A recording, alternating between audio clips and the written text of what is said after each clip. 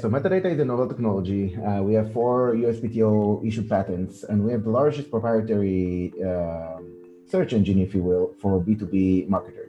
And so those two components together is what makes metadata unique. And so the first part is the data set. Imagine that today, when you want to run campaigns, you have to source data. You have to say, hey, I'm looking for companies who are using these technologies or from this size of company, or this job title I'm going after, or this seniority from these locations. It can be very sophisticated criteria.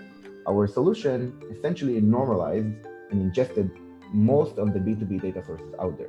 So it does the work for you, or first of all, giving you one centralized place where you can create subsets of groups within many data sets at once. So you don't have to go and work separately and do the segmentation.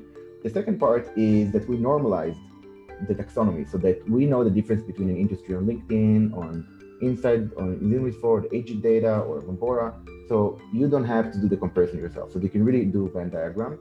And that allows you to only spend money and time on the right companies and the right people. You never have to worry that you're targeting the wrong persona or the wrong company. So you're 100% focused on your total addressable market. That's one part. The second part of the technology, and that's our competitive differentiation, that's what makes us unique, and that's where most of our IP is around, is experimentation. Experimentation as a means to an end to achieve your outcome. I didn't know 10 years ago when I was a marketer what campaign to run. I didn't have that natural instinct of like, I think these words are gonna really hit it strong, and this color of the button, not really my trait, my natural trait, but what I did is set up an infrastructure where I can drop all of those possible ideas, and the system will experiment by itself and tell me what stick, what didn't.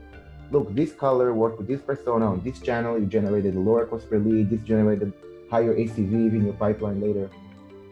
And that experimentation system is that's a big technology behind metadata. So it allows you, and that's when Goddard talks about inhumane capabilities, that's what we're referring to. Today, the status quo is doing it manually. And so you have a team of 1, 5, 10. If it's a bigger company, maybe they have an agency, they have 50 people. IBM, I think they have 100 people or more working on Group M, working on their demand gen just for particular business units.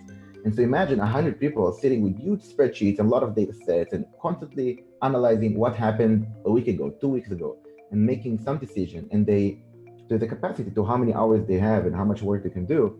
So instead of choosing 1,000 possible experiments, they'll compromise on running 50 because that's the capacity. A computer, it doesn't have to compromise. So it can run all 1,000 experiments and quickly, not 2 weeks ago, quickly say what's working, what's not, and eliminate or quadruple the investment on what's working.